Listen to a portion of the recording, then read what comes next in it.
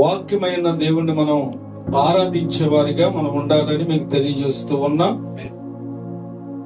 చూడండి, అపోస్తలుడైన పౌలు గారు రాసిన పత్రిక ఎఫెసీ పత్రిక ఒకసారి మనం జ్ఞాపకం చేసుకుందాం. 6వ అధ్యాయము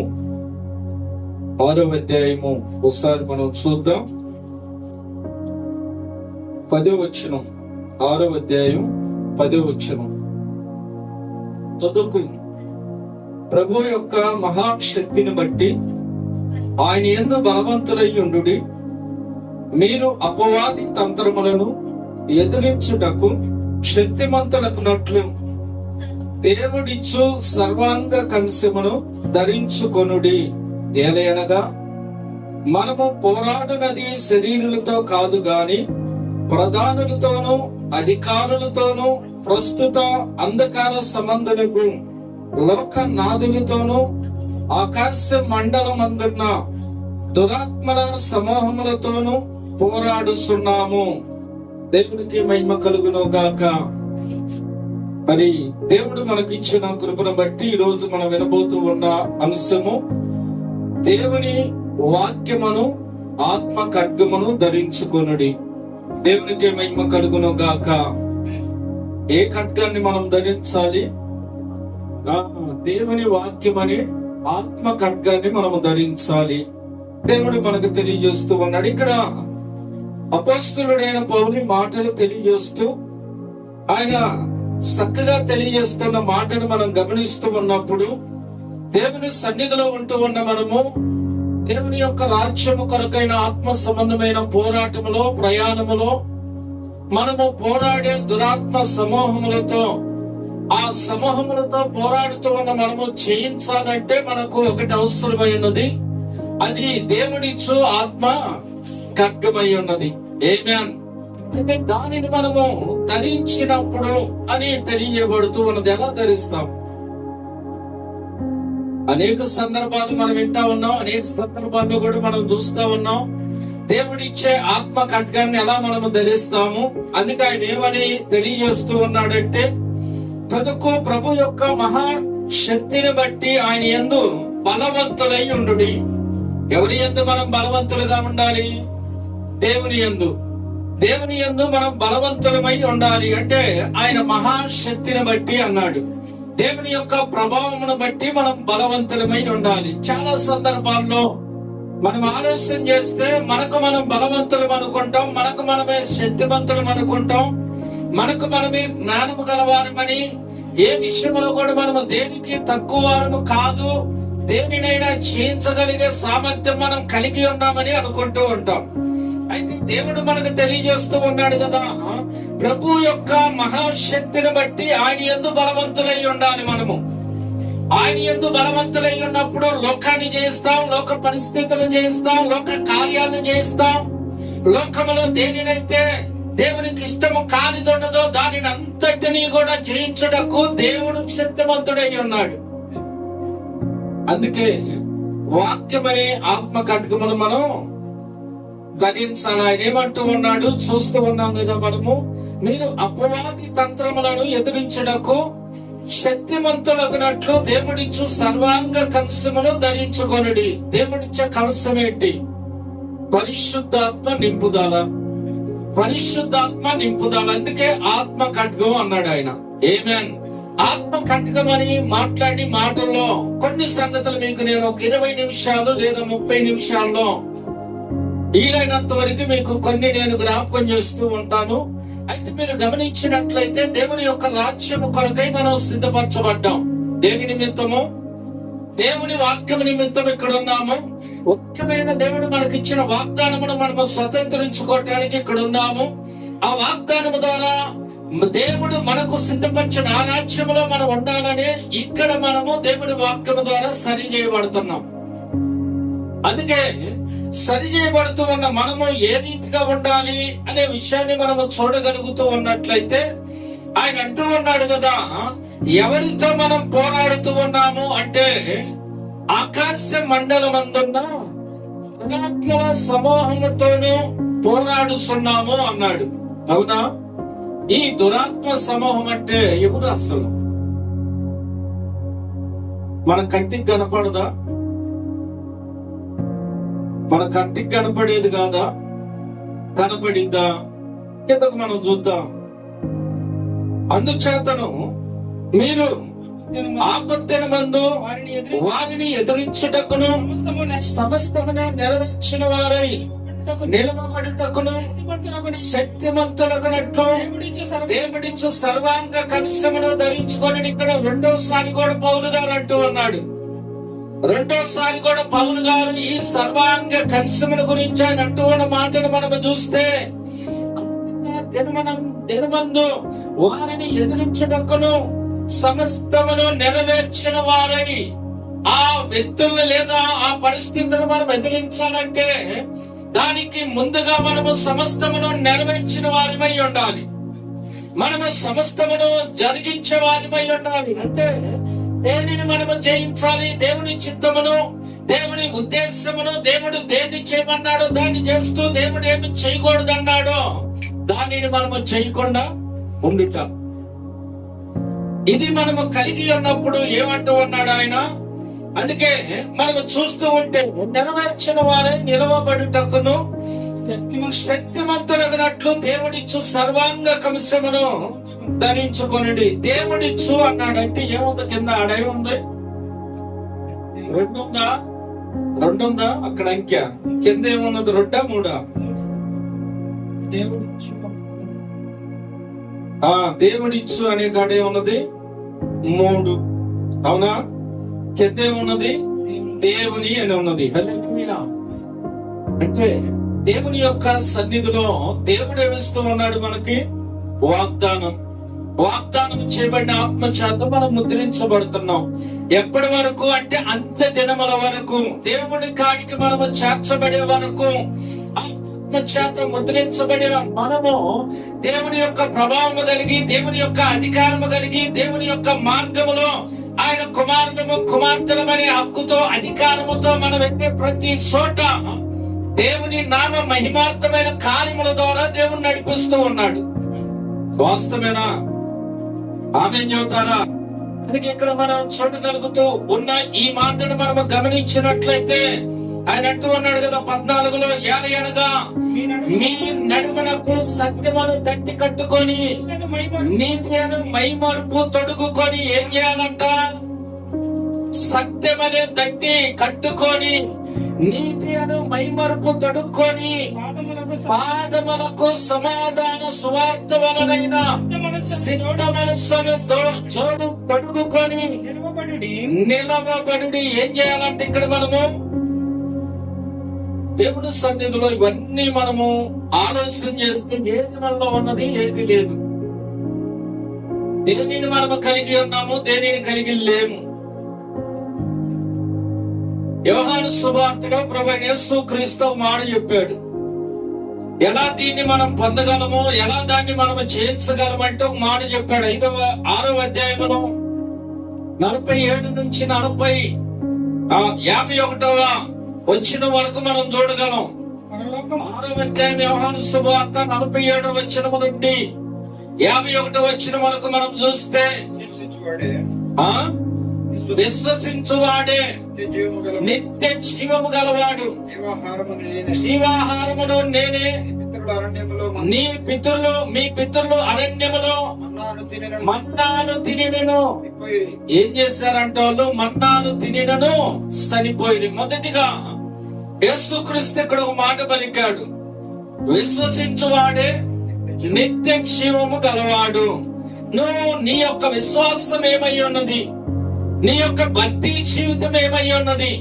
దేవుడు నీకిచ్చిన కృపను, దేవుడు నీకిచ్చిన అభిషేకమును నువ్వు ఏ రీతిగా కలిగి ఉన్నావు, దానిని బట్టి ఏ రీతిగా నువ్వు నడుస్తూ ఉన్నావో ఒకసారి నువ్వు పరిశీలన చేసుకోగలిగినట్లయితే, దేవుని యొక్క అభిషేకము ద్వారా నీవు ముద్రించబడి ఉన్నావు గనక నీవు నీ సొత్తు కాదు, నీవు దేవుని సొత్తు ఉన్నావు. అందుకే ఆయన అంటూ ఉన్నాడు కదా, మీ పితరులు అరణ్యములో మన్నాను తినినను చనిపోయింది.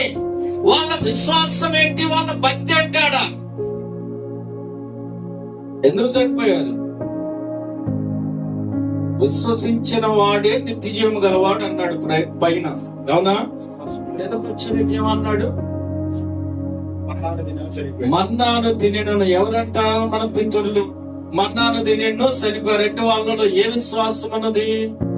దేవుని యందు విశ్వాసము కాదు గాని మనుషుల యందు విశ్వాసము, పరో ఆ సైన్యం మీద లేదా పరో యొక్క అధికారం మీద భయం కలిగిన విశ్వాసముతోనే వాళ్ళు వచ్చారు. ఈరోజు దేవుని సన్నిధిలో ఉన్న మనము ఆత్మ సంబంధమైన పిల్లలమై ఉన్నాము గనక దేవుని భయముతో, దేవుని యొక్క భక్తి కలిగి మనము దేవుని సన్నిధిలో ఉండాలి.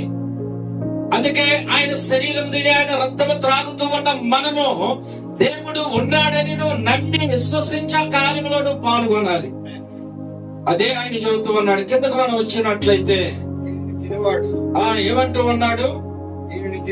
దీనిని తినవాడు సానకుండునట్లు పరలోకము నుండి దిగి వచ్చిన పరలోకము నుండి దిగి వచ్చిన జీవాహారమును నేనే. ఎవడైనను ఈ ఆహారమును తినిన ఎడల జీవించడం. మరియు నేనిచ్చు ఆహారము జీవము కొరకైన నా శరీరమే. లోకమునకు జీవము కొరకైన నా శరీరమే అని మీతో. హల్లెలూయా. పితరులు అరణ్యములో మన్నానిది తిని ఏమయ్యారంట? చనిపోయారు. ఇక్కడ ఆయన అంటూ ఉన్నాడు కదా, నేనిచ్చు ఆహారము తినవాడు సావడు. ఇది లోకమునకు జీవమై ఉన్న ఆహారము, అది ఆయన శరీరం అయ్యాడు. అందుకే ఈ రోజు ఆయన శరీరము తిని ఆయన రక్తము త్రాగుటకు దేవుడు మనల్ని ఇక్కడ ఉంచాడు. అందుకే ఈ రోజు ఆస్తిని మనం చెప్పుకోవాల్సిన అవసరం ఏంటంటే ప్రభురాత్రి భోజనం. హల్లెలూయా. ప్రభురాత్రి భోజనం. చాలా మంది కూడా, మనకు కూడా చాలా మందికి తెలవని విషయం ఏంటంటే నైట్ ఎందుకు తీసుకోవాలి, అసలు ఎందుకు ఈ కార్యం లేదా ఈ క్రమాన్ని మనం చేయాలి, ఎందుకు చేయాలి? అసలు ఇశ్రాయేలు ప్రజలు బలులు అర్పిస్తూ దేవుని యొక్క సన్నిధిలో వాళ్ళు జీవిస్తూ ఉన్న కాలం అంతా కూడా ఒక విధముగా ఉన్నది. తర్వాత వాళ్ళు బానిసత్వం నుండి బయటకు వచ్చినాక వాళ్ళు స్వతంత్రులయ్యారు. స్వతంత్రులైనాక దేవుడు వాళ్ళకి కట్టడ ఇచ్చాడు. ఏంటా కట్టడ అంటే, ఒక గొర్రె పిల్లలు తీసుకొని దానికి సరిపడ వారు తమ తమ ఇళ్లలో ఉండి దాన్ని తినాలి. అది రాత్రి మాత్రమే చేయాలని దేవుడు చెప్పాడు. అవునా? రాత్రి మాత్రమే చేయాలని దేవుడు చెప్పాడు. అదే ప్రకారం వాళ్ళు చేస్తూ ఉన్నారు. అయితే అక్కడ మోషే ఒక మాట చెప్పాడు, దానిలో ఒక ఎముకైనను మీరు ఇరవకూడదు అని. చూడండి, పునరుద్ధానమును గూర్చి ప్రారంభము నుండే దేవుడు బయలుపరుస్తూ వచ్చాడు. పునరుద్ధానమునది ఒక దినమును లేపబడతావు. అయితే నీ ఎముక ఏది కూడా పాడవకుండా ఆ ఎముకలు జాగ్రత్త పరిచినప్పుడు తిరిగి ఒక దినాన జీవాన్ని పొందుకుంటాయని దేవుడు ప్రవక్తల ద్వారా పలికాడు. అయితే ఇక్కడ నువ్వు గమనిస్తూ ఉన్నావు, నువ్వు లేఖనాలను చూస్తూ ఉన్నావు, కానీ లేఖనాల్లో ఉన్న జీవాన్ని నువ్వు పొందటంలా. దేవుడిచ్చిన మరి ధర్మశాస్త్రమును తీసుకున్నావు, కానీ ధర్మశాస్త్రం యొక్క పరిస్థితులన్నిటినీ నువ్వు అనుసరిస్తున్నావు, కానీ దానిని నువ్వు అనుసరించే విధానంలో తప్పిపోతూ ఉన్నావు. పౌలు గారు అన్నాడు కదా, ధర్మశాస్త్రమును పొందితురు గాని దానిని అనుసరించిన వారు కాదు అన్నాడు. ధర్మశాస్త్రం అయితే పొందారు గాని దానిని అనుసరించిన వారు కాదు, అంటే దాని ప్రకారం జీవించిన వారు కాదు. ఈరోజు దేవుని సన్నిధిలో మనం ఉన్నాము, దేవుని చేత నడిపించబడుతూ ఉన్నాము. దేవుడు అంటూ ఉన్నాడు కదా, ప్రభువైన యేసుక్రీస్తు అంటూ ఉన్నాడు, పరలోకము నుండి దిగి వచ్చిన జీవాహారమును నేనే. నన్ను ఒకళ్ళు బప్పారంలో ఆయన అన్నాడా? నేనే అన్నాడు, నేనే దిగి వచ్చాను అన్నాడు. మీ పితరులు అరణ్యములో మన్నాను తిన్నారు కానీ వాళ్ళు చనిపోయారు. అయితే నేను ఇచ్చే ఆహారం తినవాడు చనిపోడు, వాడు నిత్యము బ్రతుకుతాడు. అయితే ఆ ఆహారం ఏదో కాదు కానీ నేనే అన్నాడు. ఈరోజు ఆయన శరీరం తిని ఆయన రక్తం త్రాగుతూ ఉన్నామంటే ఎలా ఉండాలి? మనం సంతోషంగా ఉండొద్దా? దేవుని యొక్క సన్నిధిలో మనము జీవాన్ని పొందుతూ ఉన్నాం. ఇది ఆశమాసే కాదు. దేవుని యొక్క శక్తిని పొందుతున్నాం, దేవుని యొక్క ప్రభావాన్ని పొందుతున్నాం, దేవుని ఆత్మను పొందుతూ ఉన్నాం. దేవుని సన్నిధిలో ఆయన మనకు చేసిన ప్రతి వాగ్దానాన్ని ఈ సమయంలో మనకు పొందగలిగే కృప దేవుడు మనకి ఇచ్చాడు. అయితే ఏంటి దేవుని యొక్క వాక్యములో మనం చూస్తూ ఉన్నాము. అందుకే చూడండి, ఎఫెసీయులకు రాసిన పత్రిక 3వ అధ్యాయంలో ఒక మాట రాయబడి ఉన్నది. 15వ వచనంలో ఒకసారి మనం జ్ఞాపకం చేసుకుందాం. 3వ అధ్యాయం 15వ వచనంలో ఒక మాట రాయబడి ఉన్నది. చూడండి, ఆయన అంటూ ఉన్నాడు కదా, మీరు అంతరంగ పురుషుని యందు శక్తి కలిగి ఆయన ఆత్మ వలన బలపరచబడినట్లుగాను క్రీస్తు మీ హృదయములలో విశ్వాసము ద్వారా నివసించినట్లుగాను తన మహిమైశ్వర్యము చొప్పున మీకు దయచేయవలెననియు మీరు దేవుని సంపూర్ణత యందు పూర్ణులగునట్లుగాను స్థిరపడి సమస్త పరిశుద్ధతతో కూడా దాని వెడల్పు పొడుగు లోతు ఎత్తు గ్రహించుకొనుటకును జ్ఞానమునకు మించిన క్రీస్తు ప్రేమను తెలుసుకొనుటకును తగిన శక్తి గల వారు కావాలనని ప్రార్థించుచున్నాము. దేవునికి మహిమ కలుగును గాక. ప్రార్థించుచున్నాను అని పౌలు గారు అన్నాడు. ఈడ దేని కొరకంట? మనము తగిన శక్తిమంతులము కావాలనని. ఈరోజు దేవుని యొక్క వాక్యము ఇంటూ దేవుని సన్నిధిలో ఇక్కడ మనం ఉన్నాము అంటే మనకు నిమిత్తము అనేకులు చేసిన ప్రార్థన అయి ఉన్నది. మన నిమిత్తము అనేకులు దేవుని వాక్యములో మరి ఎన్ని ఆటంకాలు వచ్చినా, ఎన్ని అడ్డంకులు వచ్చినా దేవుని చిత్తమును కలిగి వాక్యమైన దేవునితో వాళ్ళు నడిచిన విధానమును బట్టే ఈ రోజు ఇక్కడ మనం ఉన్నాము. అందుకే దేవుడు వచ్చాడు, అందుకే ప్రవర్తన పంపాడు, అపోస్తులను పంపాడు, అనేకులు కూడా పంపింది అందుకే మనము గమనిస్తూ ఉన్నట్లయితే ఆయన అంటూ ఉన్నాడు కదా, మీరు అంతరంగ పురుషుని యందు శక్తి కలిగి. ఎవరి పురుషుడు? అంతరంగ పురుషుని యందు. మనలో మనము ఒకటిగా ఉంటాము. మనలో ఉన్న అంతరాత్మ ఒకటిగా ఉంటుంది. అవునా? పోరాటము లోసేపురికి మనకి పోరాటం జరుగుతూ ఉన్నదంటే ఆత్మకి శరీరానికి పోరాటం జరుగుతూ ఉన్నది. ఎవరా అంతరంగ పురుషుడు? ఈరోజు దేవుని యొక్క వాక్యాన్ని మనం గమనిస్తూ ఉన్నట్లయితే పౌలు గారు ఒక మాట్లాడాడు, తాను నిలుస్తున్నానని తలంచుకొనని వాడు పడకుండా జాగ్రత్తగా చూసుకొనున్నట్లు దేవుని వాక్యములో నిన్ను సరి చేసుకోవాలి. దేవుని వాక్యములో నిన్ను జాగ్రత్తగా చూసుకోవాలి. వాక్యమైన దేవుడు నీకు ఇచ్చిన కృపను బట్టి నీ యొక్క మార్గములో దేవుని యొక్క చిత్తమేదో, దేవుని చిత్తము కానిదేదో నువ్వు తెలుసుకోవాలి.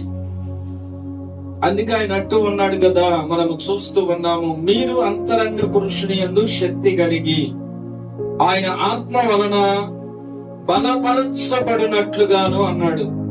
అని ఏమన్నాడు? మీరు క్రీస్తు మీ హృదయములలో విశ్వాసము ద్వారా నివసించినట్లుగా. ఎవరు అంతరంగ పురుషుడు? ఏమే? అభిషిక్తుడు. ఆయన దేవుడై ఉన్నాడు. ఆయన మనలో నివసించాలంటే ఏం చేయాలి? మనం సమస్తమును నెరవేర్చిన వారిమై నిలబడాలి. సమస్తమును నెరవేర్చిన వారిమై మనం నిలవబడినప్పుడు దేవుడు మనలోనికి వస్తాడు. నీకు ఏది లోపం ఉన్నదో, నీకు ఏది తక్కువగా ఉన్నదో, నీకున్న కొదువేదో సమస్తమును దేవుడు మరి నెరవేర్చి దానిని తీర్చే దేవుడు. మనం చాలా మందిని చూస్తాం. కొరినేలి అనే వ్యక్తిని చూస్తే ఆయనకి ఏది కొదువై ఉందో ఆ కొదువుని దేవుడు తీర్చాడు.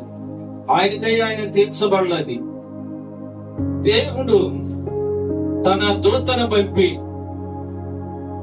ఆయనతో మాట్లాడి ఆ పేతురు కాడికి పంపించి, పేతురు వచ్చినాక వాళ్ళకి ఆ కొదువు తీర్చబడింది, వాళ్ళకి రక్షణ వచ్చింది, పరిశుద్ధాత్మ అభిషేకం వచ్చింది. అవునా? అలాగనే మనం చూస్తామంటే అనేక సందర్భాల్లో అనేక మంది దేవుని పిల్లల విషయంలో దేవుడు అలాంటి కార్యములు చేస్తూ వచ్చాడు. ఈ రోజు అదే దేవుడిని మనం కలిగి ఉన్నాం. మనల్ని నడిపిస్తూ ఉన్న దేవుడు ఆయనే. వాళ్ళు కలిగి ఉన్న భయం గాని భక్తి గాని మనలో ఉందా? దేవుడేం మారలా. మారింది ఎవరు? మనిషి. మనిషి మారి ఏమంటున్నాడు? పరిస్థితులు వేరులేండి. ఉదయం సహోదరుడు చెప్పాడు కదా, ఏమన్నారు ప్రభురాత్రి భోజనం గురించి? పగలంత మంది ఎత్తుంటే మీకేంది? పగలిస్తే ఎందుకు ఇస్తున్నారు, ఇయ్యొచ్చా లేదా అనేది తెలవాలి కదా. నేను ఓ మాట చెబుతా, రెవరెండ్ బిషప్ అంటాడు, నన్ను జ్ఞాపకం చేసుకోండి కై దీనిని చేయడని చెప్పాడు. పెద్ద పర్టికులర్ ఏం కాదు అది, ఎప్పుడైనా తీసుకోవచ్చు. సమయమందు అసమయమందు స్వార్థ ప్రకటించాలని ఉందిగా, సమయం అనేది ఏదన్నా ఉందా? ఎప్పుడైనా మనం ప్రార్థన చేయొచ్చు, ఎప్పుడైనా వాక్యం చెప్పవచ్చు, ఎప్పుడైనా వాక్యం వినవచ్చు, అలాగే ఎప్పుడైనా చేయొచ్చు అని. కానీ దేవుడు ఎప్పుడైనా చేయటానికి ఇలా చట్టాన్ని, చట్టం అనేది ఏంటి? ఎప్పుడైనా చేయటానికి కాదు. చట్టం అనేది ఆయన ఆజ్ఞ ప్రకారం మనం చేయాలి. దేవుడు చెప్పింది చేయాలి, చెప్పంది చేయకూడదు. పాదపరిచర్య ఉంది బైబిల్లో, పాదపరిచర్య ఉంది. మనం ఎవరన్నా మనల్ని సమాధానం అడిగితే చెప్పగలమా? చెప్పగలమా? మనం చెప్పలేని స్థితిలో కూడా మనం ఉంటే ఇంకేమనాలి? చెప్పలేని స్థితిలో కూడా మనం ఉంటే, యేసు క్రీస్తు సినిమాలో కూడా చూపించారు కదా, చదువు కూడా అవసరం లేదు దాన్ని. సినిమాలో చూపించారు కదా కరుణామయంలో. ఆ శిష్యులందరూ ఒక సాటి కూడినప్పుడు యేసు క్రీస్తు లేచి తువాలు చుట్టుకొని గిన్నెలో నీళ్లు పోసి వారి పాదములు గడుగటం ప్రారంభించాడు. తర్వాత ఏమన్నాడు? పేతురు ప్రశ్నించాడు, అయ్యా నేను ఆల్రెడీ స్నానం చేశానంటే స్నానం చేసినోడు పాదాలు గడుక్కుంటే చాలు అన్నాడు. అయితే నన్ను నిలువెల్ల గడిగాయి అన్నాడు. అవసరం లేదు, పాదాలు గడిగితే చాలు అన్నాడు. లేకపోతే మీకు పాలు లేదు అన్నాడు. నాతో అది చేయకపోతే ఏమి లేదు, ఆ మాటను తీసేద్దామా? మీరు ఒకరి పాదాలు ఒకరు కడుక్కోకపోతే నాతో మీకు పాలు లేదని పేతురుని అన్నాడు దేవుడు. ఏమన్నాడు అప్పుడు పేతురు? అయ్యా అయితే నన్ను నిలువల్లా కడగమన్నాడు. మరి ఆ మాటను తీసేద్దామా? జ్ఞాపకం చేసుకోమన్నాడు, అంతే చాలు. జ్ఞాపకం చేసుకోవటం ఏందో కూడా తెలవటం. జ్ఞాపకం చేసుకోవటం ఏంటి? ఏం చేయమన్నాడో దాన్ని మనం చేయటం. ఈరోజు దేవుని యొక్క సన్నిధిలో భయంకరమైన పరిస్థితులు, బాధాకరమైన మార్గాల ద్వారా నడుస్తూ ఉన్న ప్రజలను మనం చూస్తున్నాం. ఇది నిజంగా బాధాకరమైనది. ఆ విషయం బైబిల్లో చక్కగా రాయబడి ఉంది. యేసుక్రీస్తు అన్నాడు, నా సహోదరులైన మీకు నేను చేస్తున్న విధంగా మీరును మీ సహోదరులకు ఒకరి పాదములు ఒకరు కడుగుడి. ఎప్పుడు చేయమన్నాడు? ఇది భోజనానికి ముందు, ఆయన శరీరము తిని ఆయన రక్తము త్రాగటానికి ముందు. దీన్ని కూడా కొందరు ఏం చేస్తున్నారంటే అంత అయిపోయినాక లాస్ట్ లో కడుక్కుంటున్నారు కొంతమంది. గమనించండి, ఎందుకు ఈ మాటలు చెబుతున్నానంటే వాక్యాన్ని మార్చకూడదు. దేవుని చిత్తం ఏమైనదో దాన్ని నెరవేర్చి, అందుకే పౌలు గారు ఏమన్నాడు? సమస్తమును నెరవేర్చిన వారై నిలవబడుడి అన్నాడు. హల్లెలూయా. అప్పుడు దేవుడు నీలో ఉంటాడు, నీతో ఉంటాడు. అందుకే నా శరీరము తిని నా రక్తము త్రాగువాడే నిత్య జీవము గలవాడు. ఆయన శరీరము తిని ఆయన రక్తము త్రాగటానికి ఎందుకు మనం సిద్ధపడ్డాము, ఎందుకు మనం ఇక్కడ ఉన్నాము అంటే మనము నిత్య జీవము గలవారిమై ఉండాలని. ఆ నిత్య జీవము గలవారిమై మనం ఉన్నప్పుడు ఆయనతో కూడా ఉంటాము. ఒక దినాన ఆ రాజ్యములో మనం చేర్చబడతాము. మన ప్రయాస అదే, మన భారం అదే, మన విశ్వాసం అదే, మన నిరీక్షణ అదే. అది లేకుండా చేస్తే ఇక దేవుని చిత్తం. చూడండి, రోమీలకు రాసిన పత్రికలో మాట ఉన్నది. పౌలు గారే చెబుతూ ఉన్నాడు ఇక్కడ కూడా. రోమీలకు రాసిన పత్రిక 4వ అధ్యాయము 20-21 వచనాన్ని మనం జ్ఞాపకం చేసుకుందాం. రోమీలకు రాసిన పత్రిక 4వ అధ్యాయము ఒకసారి మనం చాలా జాగ్రత్తగా ఈ మాటలు గమనించుదాం. దేని వలన అంట? అదేనా? 4:20 విశ్వాసం వలన దేవుని వాగ్దానం గురించి సందేహింపుగా. ఇక్కడ అంటూ ఉన్నాడు కదా, చాలా చక్కని మాట మనం చూస్తున్నాం.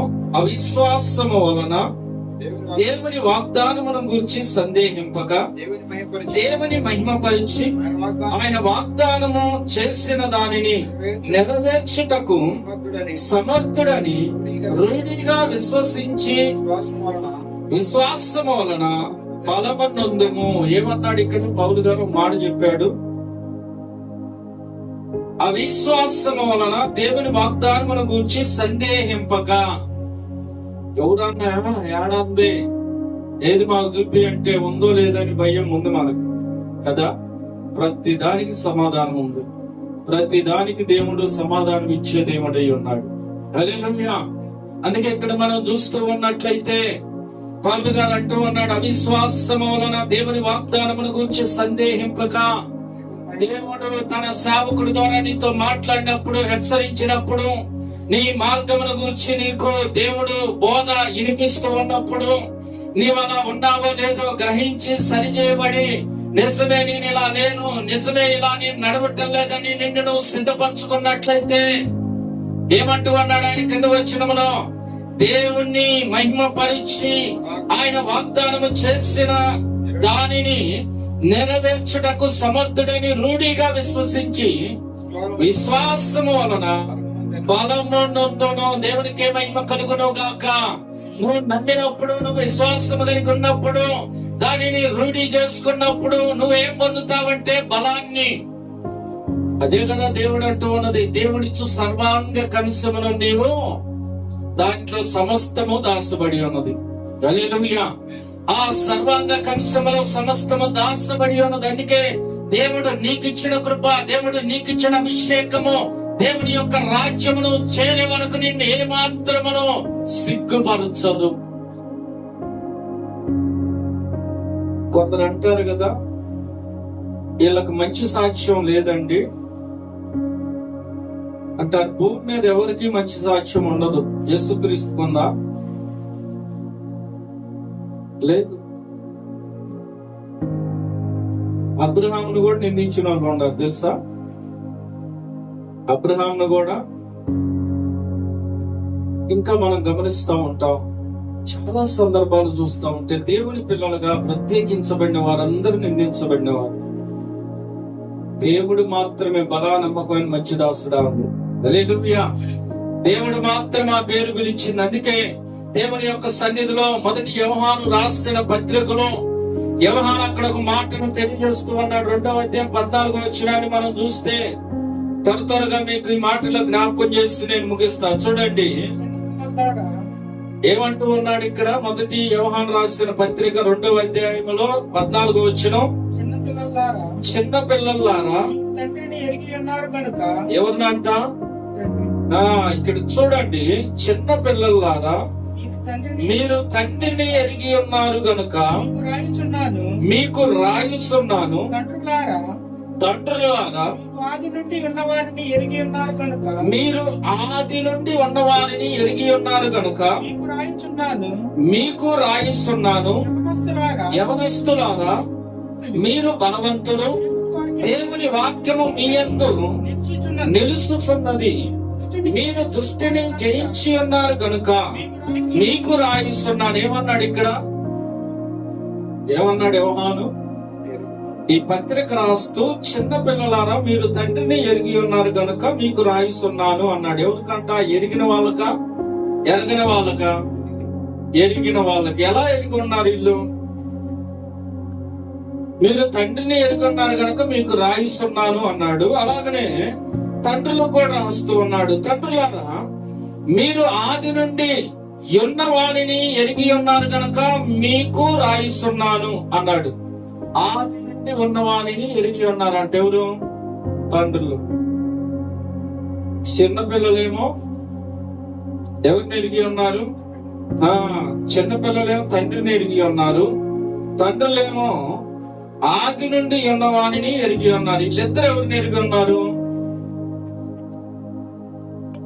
ఒక్కటే కదా, అవునా కాదా? తండ్రి ఎవరు? ఆదిలో ఉన్న ఆయనే. వీళ్ళు తండ్రులు కూడా ఎరిగింది ఎవరు? ఆది నుండి ఉన్న వారిని అని రాయబడి ఉన్నది. కనుక మీకు రాస్తూ ఉన్నాను, యవనస్తులారా మీరు బలవంతులు, దేవుని వాక్యము మీ యందు నిలుస్తున్నది, మీరు దుష్టిని జయించి ఉన్నారు కనుక మీకు రాయిస్తున్నాను. వీళ్ళు దుష్టిని ఏం చేశారంటే జయించి ఉన్నారు కనుక. ఎవరు? యవనస్తులు. ఈరోజు దేవుని యొక్క సన్నిధిలో మనం చూస్తూ ఉన్నప్పుడు వాక్యమైన దేవుడు మనకిచ్చిన కృప, మనకిచ్చిన అధికారము, మనకిచ్చిన అభిషేకము ఏ రీతిగా మనం వాడుతున్నామో, ఉపయోగంగా దేవుని సన్నిధిలో మనం నడుస్తూ ఉన్నామో ఆలోచన చేయాలి. 3 సందర్భాలు చెప్పిన యెహోవాను ఏమంటూ ఉన్నాడు? చిన్నపిల్లల గురించి మాట్లాడాడు, అంటే మనల్ని, తండ్రుల గురించి మాట్లాడాడు, మన పితరుల్ని, మనకంటే ముందున్న వారిని, అలాగనే ప్రస్తుతం ఉన్న యవనస్తుల గురించి కూడా మాట్లాడాడు. వీళ్ళ ముగ్గురు కూడా క్లారిటీ కలిగి ఉన్నారు. చిన్నపిల్లలు క్లారిటీ కలిగి ఉన్నారు, అలాగనే తండ్రులు క్లారిటీ కలిగి ఉన్నారు, యవనస్తులు కూడా. మనకుందా? ఈరోజు వస్తూ ఉన్న పరిస్థితులు అవే. దేవుడు ఏమై ఉన్నాడు మనం చూడాలంటే ఎక్కడికి వెళ్ళాలి? మనం దగ్గరికి వెళ్ళాలి, దేవుని వాక్యంలో నడవాలి, వాక్యమైన దేవునితో నడవాలి. దేవుడు నీకు బయలుపరుస్తూ ఉంటాడు. చూడండి, హెస్కేలు దేవునితో నడుస్తూ ఉన్నప్పుడు దేవుడు వెళ్ళి ఒక లోయ కాడికి వెళ్ళి ఆ లోయను చూపించాడు హెస్కేలుకి. ఆ లోయను చూపించి అంటూ ఉన్నాడు కదా, హెస్కేలు చూడు అన్నాడు. ఆ లోయ అంతా కూడా ఏమని పడి ఉన్న ఎండిపోయిన ఎముకలతో నిండి ఉన్నదని రాయబడి ఉన్నది. దాన్ని చూపిస్తూ దేవుడు మాట్లాడుతూ అటు ఇటు తిరుగుతూ అని రాయబడి ఉన్నది. వాటి మీద అటు ఇటు నడుస్తూ దేవుడు అంటూ ఉన్నాడు కదా, హెస్కేలు ఎండిపోయిన ఎముకలు తిరిగి మరలా బ్రతకగలవా? ఆయన అంటూ ఉన్నాడు, ప్రభువా యెహోవా అది నీకే తెలియనయ్యా. దేవునికే మహిమ కలుగును గాక. మనమైతే ఏమంటామని, దేవుడితోనే నడుస్తున్నా, దేవుడే ఉన్నాడు నాతో, బతుకుతీయ్యా లేకపోతే బతకు అనే చెబుతాం కదా. దేవుని పిల్లలకి, దేవునికి భయపడే ఆ పిల్లలకున్న జ్ఞానం అది, దేవుని భయం లేని వాళ్ళకు ఉండే జ్ఞానం వేరే. ఈరోజు దేవునిలో ఉన్నాము, దేవునితో ఉన్నాము. అందుకే దేవుడు మనల్ని ప్రేమించాడు గనక, దేవుడు మనకు కృపణించాడు గనక ఈ రోజు మనం ఇక్కడ చేరి ఆయన శరీరం తిని ఆయన రక్తము త్రాగుటకు దేవుడు కృపణించాడు. అందుకే హెస్కేలుతో దేవుని యొక్క ప్రభావాన్ని హెస్కేలుకు దేవుడు అక్కడ మరి అప్పుడే చూపించాడు. ఆ ప్రభావాన్ని, దేవుని శక్తి ఏంటో చూపించాడు, దేవుని ప్రభావం ఏంటో చూపించాడు. హెస్కేలు పలికిన ప్రతి మాట కూడా దేవుడైన యెహోవా ఇలాగ సెలవిస్తున్నాడనే పలికాడు గాని సొంతగా ఏ మాట హెస్కేలు పలకల. అక్కడ ఈ రోజు కూడా మనము దేవుని వాక్యాన్ని మార్చకూడదు, కానీ దేవుని చిత్తాన్ని జరిగించటానికి సమయం ఉన్నా సమయం లేకున్నా దేవుని కొరకు నిలబడటానికే సిద్ధపాటు కలిగి ఉండాలి. హల్లెలూయా. నీకు అవకాశం ఉన్నా లేకపోయినా దేవుని పని చేయటానికే నువ్వు సిద్ధపరచుకోవాలి. అందుకొరకే దేవుడు ఇక్కడ మనల్ని ఇచ్చాడు. అందుకే ఈ ప్రభురాత్రి భోజనం ఈరోజు నిజంగా మనం చెప్పుకోవాల్సిన అంశం ఏంటంటే ప్రభురాత్రి భోజనం. అయితే దేవుని వాక్యం అనే ఆత్మ ఖడ్గమును గురించి మనం మాట్లాడుకుంటూ ఉన్నాము. ప్రభురాత్రి భోజనము ఏమై ఉన్నదంటే మనల్ని శక్తితో, బలముతో, ఆయన ఆత్మతో నింపి వాక్యం అనే కంచె ద్వారా దేవుడు మనల్ని నడిపించే దేవుడై ఉన్నాడు. ఇంకా చెప్పాలంటే నిత్య జీవాన్ని మనం పొందే సమయం ఇది. కనుక అతి కృపలో దేవుడు మనం ఏదైనా పొరపాట్లు ఉన్నా దేవుడు వాటిని మన్నించి పరిశుద్ధపరిచి దేవుని రాజ్యము కొరకైన బిడ్డలుగా, కుటుంబాలుగా మనం అందరినీ సిద్ధపరచును, నడిపించును గాక. ఆమేన్. God bless you. దేవుడు మిమ్మల్ని అందరినీ కూడా దీవించి ఆశీర్వదించును గాక. ఆమేన్.